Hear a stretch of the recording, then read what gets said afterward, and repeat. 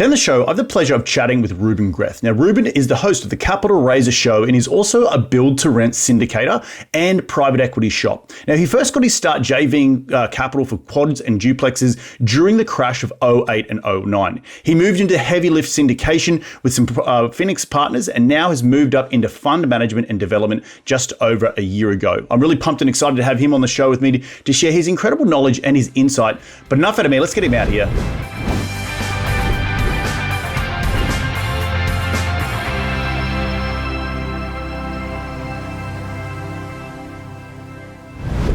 G'day, Ruben. Welcome to the show. How are you doing today, mate? I'm fantastic. How fun. Very excited to be here. Thanks for having me. Mate, my pleasure. My pleasure. We're talking in the green room. I haven't been on your show yet, the Capital Raiser Show. You know, I swear to God, I've seen the logo. And for those people who are not hearing us through, Spotify or that, but if you're on our YouTube channel, you actually see Ruben's logo in the background. Really cool logo. I have seen it before. I just don't quite know where I placed it. And you said maybe through networking or something like that, right? Probably, yeah. So I always have it. I do all my networking through my podcast office so that I have an animated logo with like designs and stuff that's always moving in the background so it stands out. It's got really cool colors, awesome, et cetera, et cetera. But yeah, people remember it. It's part of the brand, right? So yep, you can exactly create something that triggers people memory. That's something that helps quite a bit. That's exactly right. Well, mate, let's get into it. Rewind the clock and tell me how you made your first ever dollar as a kid. Probably, I was just thinking about that. You teed me up on that, and I was just like, "Geez, I don't want to talk about the times that I did X, Y, Z." No, give us the most embarrassing thing, man. That's what we want here. We want the juice. Don't be embarrassed. No, it was mostly I would go around to do car washes in my neighborhood. That was pretty easy. Never did lawn mowing or anything like that. I wish I would have started a business. I wasn't too savvy. I mean, I would get allowance from my parents, even though it was only like $5 or $10 or whatever. So I didn't really work too hard when I was a kid, to be completely honest. Well, walk us through the upbringing of your relationship with money and how you got into the space of real estate. And I mentioned in the intro, you sort of, I don't know if you stumbled across real estate back in '08 or '09, but tell us how you got started. Was there a career before getting involved in the real estate world? So you guys have all heard of Rich Dad, Poor Dad. No, who's that? Right. So guy? There's the poor dad, which is Robert Kiyosaki's dad, and then his friend's dad, which is the rich dad. I actually had this dynamic within my own family where I had rich dad, poor mom. Right. So they were both from Mexico. My father was a doctor and politician and military colonel and a bunch of other things. So he taught me real estate. We would go pick up rent from I think he had a portfolio of about 10 small houses here in Phoenix. So I always wanted to be like him. And then my mom, she came from poverty, right? So a carpenter family with 12 kids. So all the kids were working at like age 4, 5, and 6 in Mexico. So it was two completely different dynamics. But my father died early. And then I was like, I want to be like him. So I think when I graduated college, I got into mortgages. That didn't help me get into real estate. So then I found a guru or a coaching program. They taught me about bunch of strategies, and one of them was multifamily. I started a small meetup here in Phoenix, and somebody with a bankruptcy showed up in '09 and was buying a fourplex every other week. So I was like, how are you doing this? I know that coming from mortgage, you can't just finance these things. He's like, I'm raising capital for them. I'm like, really? Let me follow you around to your projects. Maybe we can shoot some videos. I'll post them on YouTube. He didn't know anything about marketing. I did. And, over about a year, we raised $600,000 to take down about 4 or 5 different, 4-plex, 3-plex, a 12-plex. And then, so he and I eventually split up because we didn't see eye to eye on some things. And I went crawling back to corporate America with my tail between my legs until about 2018 when I found out about this thing called syndication. So I was trying to get back into real estate thinking, I'll just buy a 4-plex and then another 4-plex and another 4-plex. And that was going to be a very challenging model to scale. So I did an apprenticeship with a local syndicator that was doing heavy lift. I learned the ropes through them, started the Capital Raiser Show. And then as I started learning about capital raising, I found out about this thing called funds. And then I was like, I want access to these deals all across the country, not just here in my backyard in Arizona.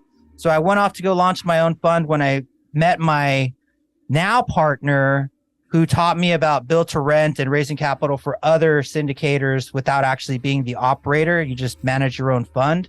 So that was really cool. And learning about that was very mind altering, where you don't actually have to be the operator. You can just do the marketing and then run your own, it's a security, right? Your own fund, and then manage your own investors in there. And then you can invest in other people's deals. And now we do the majority of what we do is build to rent subdivision syndications.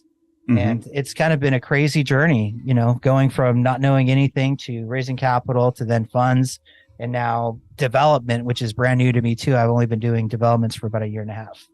I want to get back into for rent because I want to define that for people. But it's interesting you said discover syndications in 2018. You technically were already doing it, I guess, and you maybe correct me if I'm wrong. Back in 08, 09, like you were raising money. Like the word syndication is just a sexy word. It's the same thing. You're raising money, using other people's money to buy housing here in the States. You can do it anywhere, but it is at its nucleus pretty simple, and you were already doing it. So it's maybe you rediscovered syndication, or someone gave it a sexier name, and that's what you came back across in 2018. There's some key differences, right? Because when I was raising back then, and some people wouldn't even say that I was raising capital. They'll say that I was creating partnerships. But from my perspective, if I'm managing and operating a small 4-plex or a 12-plex, and I'm bringing a joint venture capital partner that's bringing 100% of the money to take these things down with cash, and I'm not using any of my own cash, in my brain, that says that I'm capital raising. Now, the difference between syndication and joint venture is that syndication involves passive investors. Correct. And joint ventures, everybody is active. So I was technically raising from active investors back for those 4-plexes. And now, since 2018, we've been raising from people that don't have anything to do with the operations of the buildings, and that's syndication. Yeah, no, and thank you for clarifying that. I just meant more high level. Someone else had money. How do we use it to buy this piece of dirt and or real estate? And there's different ways. And thank you for explaining for those people. Active, JV, you're not selling a security. Passive, you're selling as a security. People don't have certain voting rights. There's a whole different rigmarole of how you go about putting that legally together. That's obviously the devil's in the details, but high level OPM. The beauty of it, and the Jobs Act of 2012, which is post 2008, has completely changed the landscape of how people invest in real estate today. The average Joes, the average Jills, and I think it's been an incredible empowering, I should say, change in the legislation to help investors invest directly into real estate. All of that is true. Yeah. So in Australia, we don't have, it's starting to come. Obviously, Australia looks at America, and America is sort of the lead in across the Western world of how things are done across a lot of spectrums. But coming as an Australian to see, and I moved here in 2012. I didn't know anything about the Jobs Act. Found out about the Jobs Act, and it was just like such a big empowerment to the passive investors in this space, and has been part of the reason why commercial real estate has got so frothy in the last sort of 8 to 10 years, right? And but it also, I think, in the larger scheme of things, it re-empowers the passive investor to learn more and then to be a decision maker rather than going through a stockbroker or a financial advisor where they're just incentivized to put your money wherever the hell that they're trying to sell a product. So that's cool. Rant over. Well, hold on, because one of the things that is very highly underrated is that we live in the information age, and there's all of these people podcasting with the moral imperative to share about passive investing, and it's gaining a lot of traction. A lot of people are finding about the fact that you don't have to be a millionaire to take down a commercial real estate syndication or participate in it. So that's right. I really love this space that we're in this time, because people are getting access to these deals. And you and I are both products of this wave, right? Like I was not an accredited investor, was sitting on millions and millions of dollars. I went out and started and hustled and raised money from other passive investors, found deals, had skill sets that I could bring up, back, very similar to your story, and just sort of taking bits and pieces and putting them together and creating a business out of it. And here we are all these years later. So awesome stuff. I want to pivot and get into the build for rent, right? Can you just define what that is? I actually have not had anyone on the show to date. We've done over 400 episodes. Still haven't talked about build for rent. It's a relatively new space. So let's break it down for those folks who don't know what a BFR is. Ooh, okay. So let's just talk about development to start with, and then Sure. we'll get into build to rent. Yep. So development requires a lot of skill sets, including working with the city, making sure the neighbors are happy, providing something that the government wants, trying to create affordable and or A-class buildings, whether they're vertical multifamily, podium style, garden style, et cetera, or in some cases you're a house builder. So there's all these developments and styles of development, and they change depending on the market that you're in, because some markets are full of bureaucracy and the city planners have all kinds of stuff on their plate, and it takes a while to even see it and get in front of them. Whereas in other cities, like in the Southeast, land is incredibly cheap. The cities are in growth mode. They want affordable housing, whether that's multifamily apartments or single family affordable houses. So they'll help you get across the finish line very quickly and get engineering and approvals way faster than in an Atlanta or Metroplex like Dallas or Phoenix. So depending on where you do it and if there's rent control, the whole building and development model changes completely. So you want to be very careful about that. But one thing that's really important to understand is, me as a capital raiser, I don't have to be the developer. I don't have to be managing the contractors. All I have to do is focus on the marketing, the national exposure, the bringing attention to this. And then my partners, who are very good at acquisitions and working with the city and building vertical infrastructure, they handle that side. So if you were to ask me something like, how thick is the insulation in your building, I wouldn't be able to answer, but I have the guys that know how to answer that. So there's a couple of different distinctions. But build to rent, even within itself, is very different depending on what market you are doing and what you're at. Well, I should say development of houses, not build to rent, because some developers build a subdivision and then they sell the houses to individual retail buyers. That's a completely different business model than if you build a subdivision with the intent to rent the entire thing. Treat it like one commercial real estate project that's valued based off of the net operating income, just like any other commercial real estate building. And it's valued in a completely different way. So, and then we sell, typically in the build to rent model, in our business model, we build the subdivision, 10 houses, 20 houses at a time. We rent them as we're building the next 10 or 20. And then when the entire thing is built out, it's what we call stabilized. So it's 90% occupied or better. And then at that point, we sell the entire thing to the next investor or institution. Typically is the kind of guys that are very interested in purchasing these products. But we build these houses. They're very similar to apartments. They're about the same size as a 2-bedroom apartment. So like 2 or 3 bedroom, 1,200 square feet. The major difference between this is that it's not attached. So you don't have a neighbor above you, below you, to the left of you, to the right of you, across from you. And you're not stuck with a tiny balcony as your backyard. You actually get a side yard on both sides, a backyard, a privacy fence, a driveway. So it feels more like a house, and the renters treat it more like a house. And a lot of times in syndication, one of the big flaws and dangers of it is that there's a lot of turnover. And if you can lower that turnover, it keeps your cash flow more steady. So in these build to rent subdivisions and in these developments, the renters, they feel like residents, and they stay there for 40 months on average instead of 24 months on average, or however long the apartment investors in.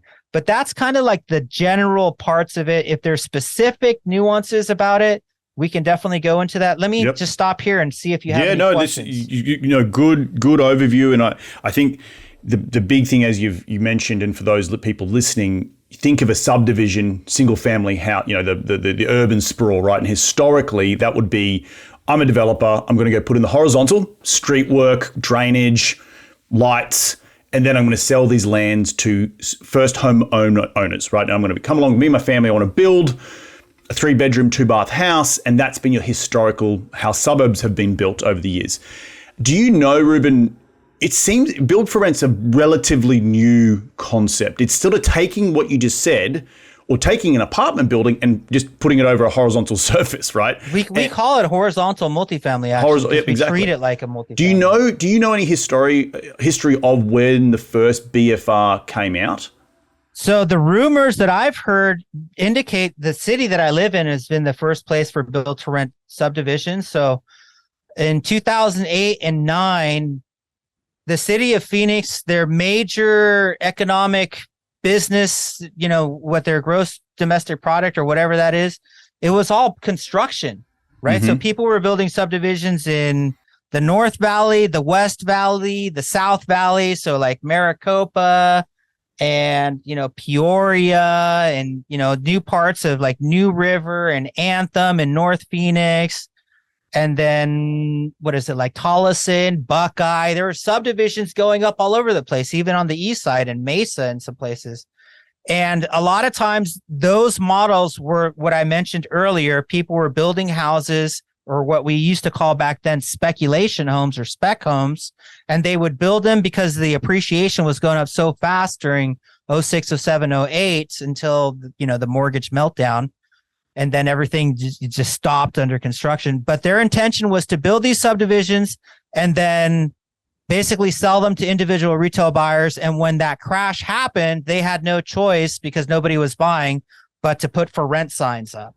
So that's like when the concept started to form and develop, and they started building more and more of these subdivisions with the intent to rent them, sometimes maybe even by accident, because I think some of these guys, they wanted to sell the individual retail homes and probably partnered with certain like mortgage companies and or realtors to sell these things in a package, right? You just here's the house, it comes with the mortgage, and we can, the realtor's already in place, so you don't even have to do anything. You just go there and sign paperwork and it's all completed. But that model failed in the middle of the crash, right? And it failed because there's so many steps along the way, from spec homes to relying on a buying group that will consistently show up and qualify to purchase the house, right? When you now remove that equation and say, Mr. Bank, I'm actually going to build 100 of these, but they're all for rent, and we're sort of spending the same dollars and all that sort of stuff.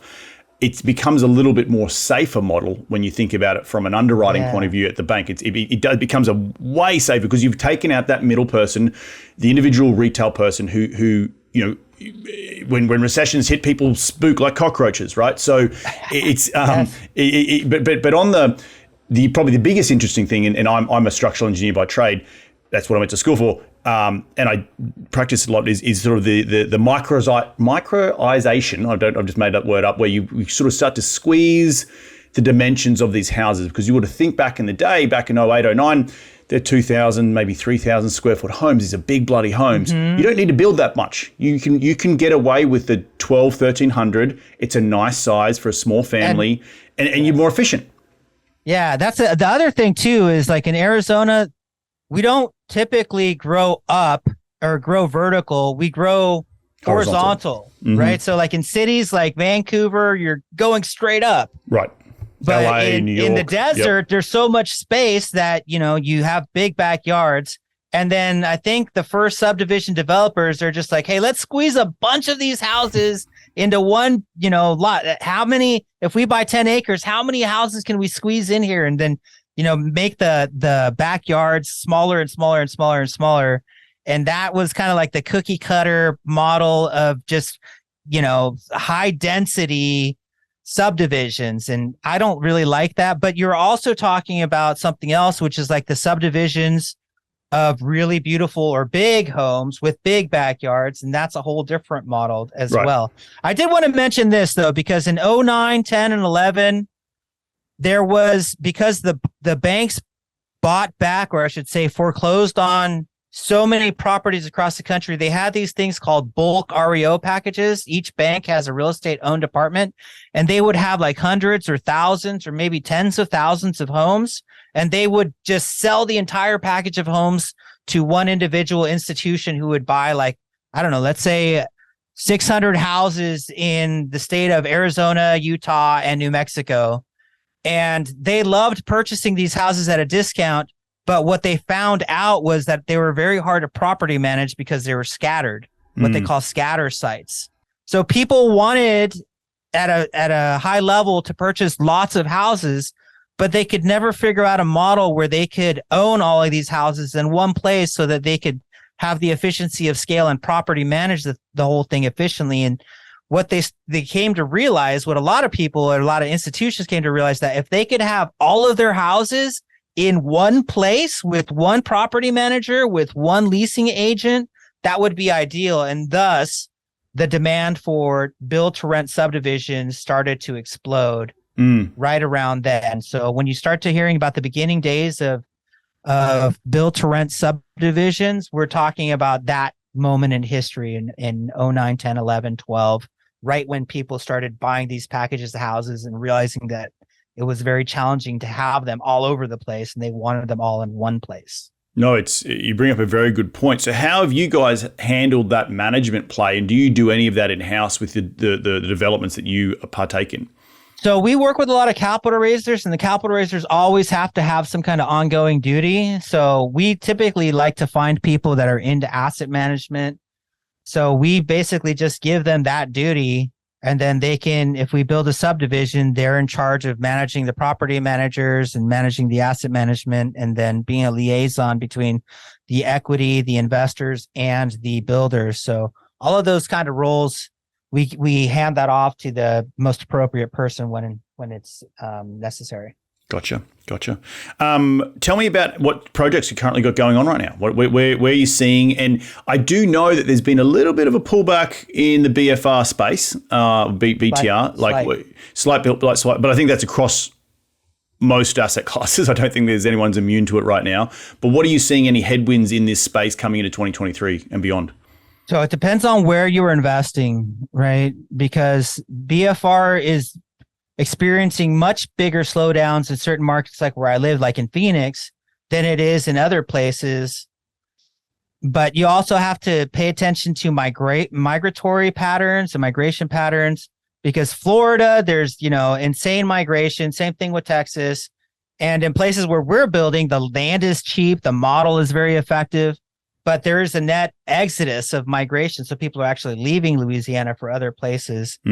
But when we put everything together, we basically, here's what I would recommend or invite people to consider if you're getting into build to rent development. Follow somebody like a DR Horton or a DSLD and copy their model and do it in the same places that they're doing it, which is what we're doing in Louisiana. So we have 3 projects, a 98 unit, what we call cottage style build to rent development, closed gated community, 90 homes in the back, and then 8 in the front. So we have the first 8 of them built, and we're putting in infrastructure in the back part where it's going to be gated. And then we plan to build about 10 houses a month. That should be finished probably by the end of middle of 2024. We also just acquired the land and secured the loan for the infrastructure on 158 unit in Foley, Alabama. So we're going to build 158 houses in a gated community, 2 bedrooms, 3 bedrooms, and 4 bedrooms. And then the most recent one that we acquired, we're just barely taking down the land. It's 30 acres in Broussard, Louisiana. They're all 506C. So you want to be careful about talking about your products or projects, better said, unless you have filed for a Regulation D 506C exemption, which allows you to advertise and talk about this publicly. But all of our stuff is 506C, and this last project is a piece of dirt that we just bought. It's 30 acres, and we're barely just getting engineering done on it. So that way we'll put in infrastructure in about 6 months and then start vertically putting up houses in about 12 months. Nice. That's awesome. Are you putting amenities with any of this stuff? Because I know that's what is a walking trails, dog parks. In some of them, we might put in a pool, a clubhouse for sure. Gym, small gym or something.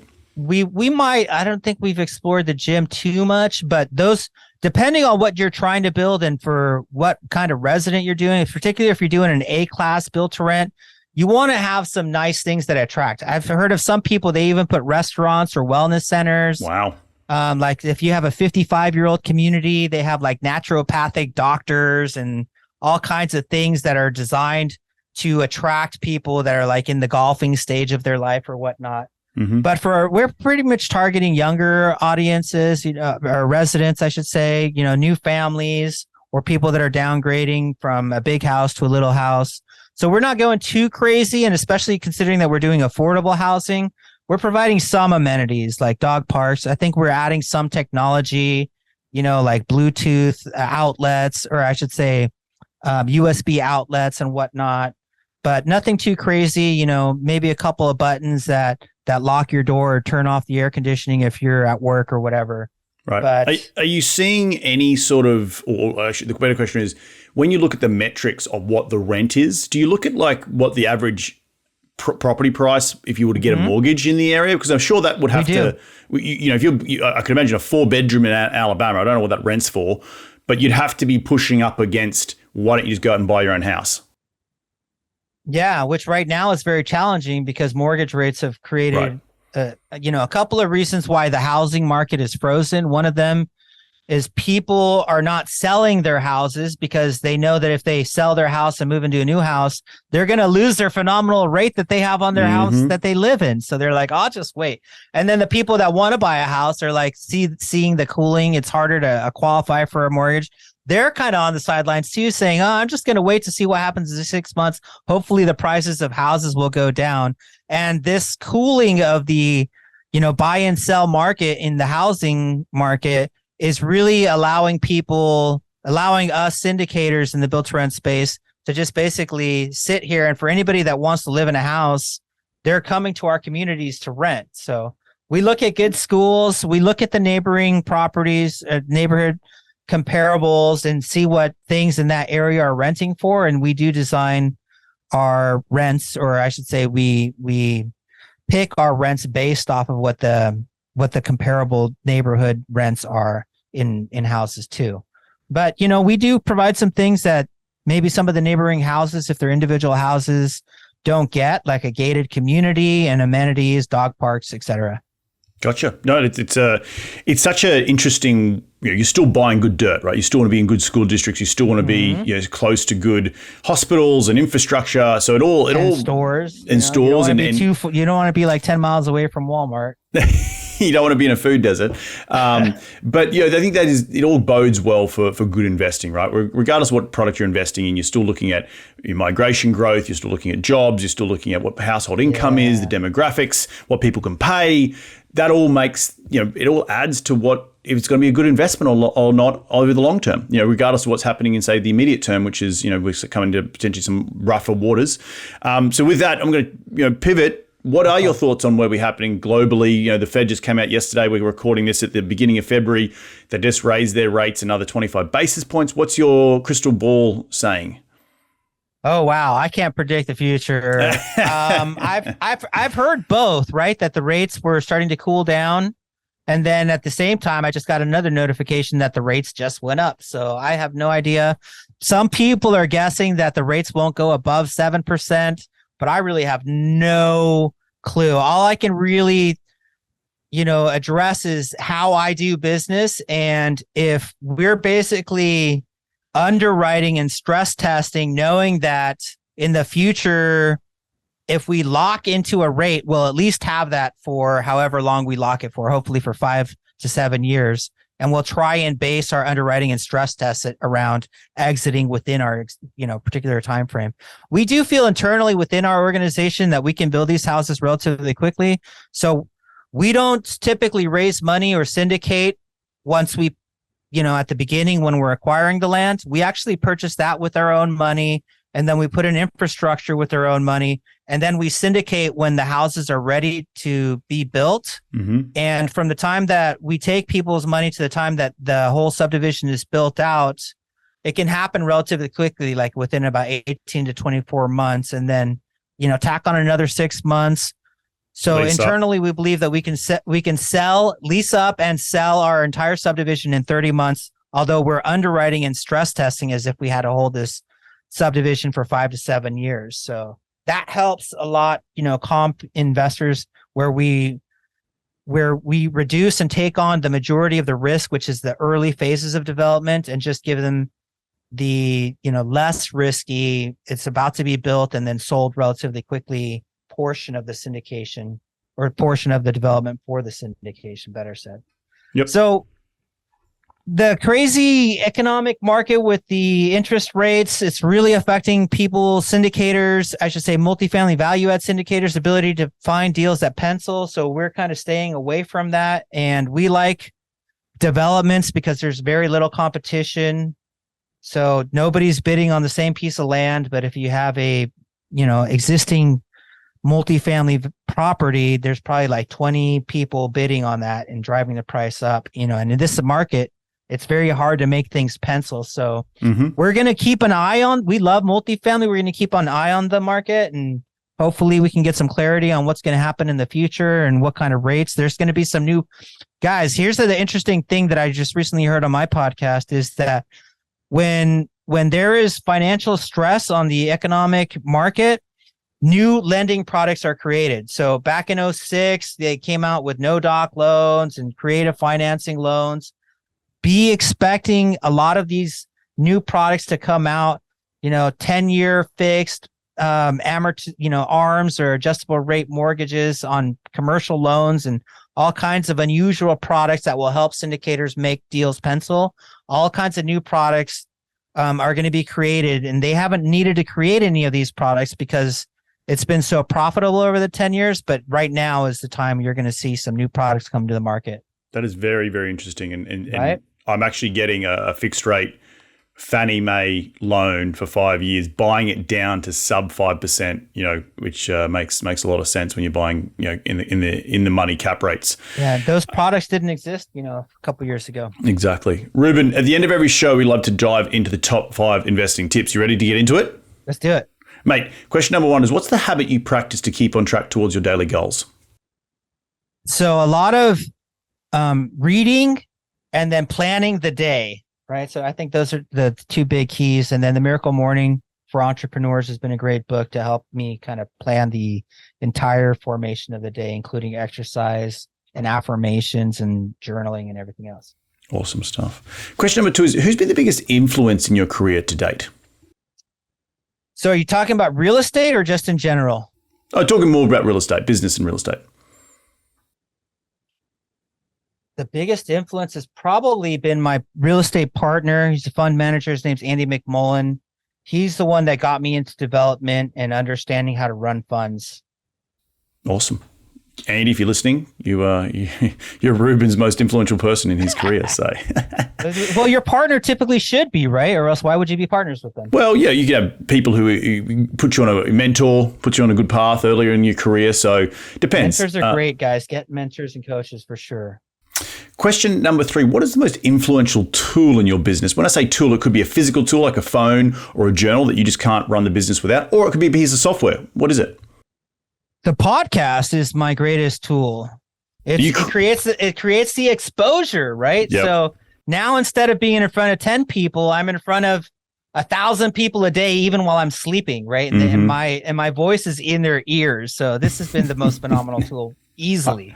100% agree. I've been doing this since 2014, met some incredible people, doors have opened, so awesome stuff. Definitely love that. The creation of relationships is a big part of podcasting, for sure. And life in general and business, of course, is a relationship-based deal. Yep, 100% agree. Question number 4 is, in one sentence, what's been the biggest failure in your career? What did you learn from that failure? The biggest value add? Failure. My biggest failure. Man, so we had this back in 2009, we had this deal that was just a fix and flip. And then we bought it and we had the wrong insurance, and somebody came and vandalized it. And the property insurance did not cover vandalism because it was a non-owner occupied insurance. And we had the wrong insurance. So basically we lost like $45,000. And I had like my capital partners, they wanted to beat me up and like chase me down to my house for a long time. So that was kind of a freaky experience. But one of the things that I realized is that like you really need to have good relationships with people that you trust, that know how to do their business model and have a track record of doing it. And, in this particular case, the fix and flip partner that I had, he did a couple of flips in one part of town and they're all great. And then we went to another part of town and he thought he could do the same thing and he couldn't. And we just failed miserably on that. Lessons learnt from those skinned knees back in the day, but you're still here to tell the story. You still got your shirt on your back, so that's all good. Last question is, where can people reach you to continue the conversation that will be in your sphere? Where do they go? Yeah, if they want to learn about capital raising, I definitely recommend the show, capitalraisershow.com. Or if they want to find out about build to rent or hang out with us or even attend some of our development and capital raising webinars, that would be legacyacquisitions.com for you to hook up us up there. And then, of course, find me on LinkedIn. I love hanging out on LinkedIn. Awesome stuff, man. Well, look, I want to thank you so much for jumping on the show today.